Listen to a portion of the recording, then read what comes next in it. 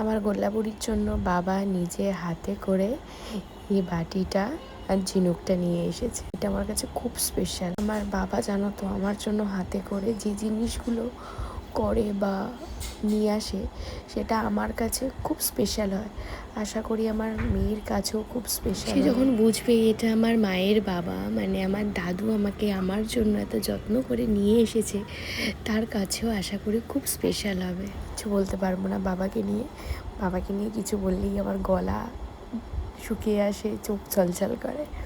তো তোমরা বুঝে নিও, যারা মেয়েরা একটু বাবাকে বেশি ভালোবাসে, বেশি ইমোশনাল হয়, এটা আমি সবসময় মানি। তো দেখো কত সুন্দর একটা বড় বাটি এনেছে। আপাতত এই বাটিটা কিন্তু আমার মেয়ের কোনো কাজেই লাগবে না। ওই যে মার কথা যে না এনে দিক, এটা পরে কাজে লাগবে, এই জন্য একদম বড় একটা বাটি নিয়ে এসেছে। আমি মেয়ে কিন্তু ষষ্ঠী পুজোতেও একটা বাটি পেয়েছে, কিন্তু সেটা ছোট। মা বললে বড় বাটি হলে সুবিধে হবে। তো বাটিটা কেমন হয়েছে অবশ্যই কিন্তু তোমরা জানিও।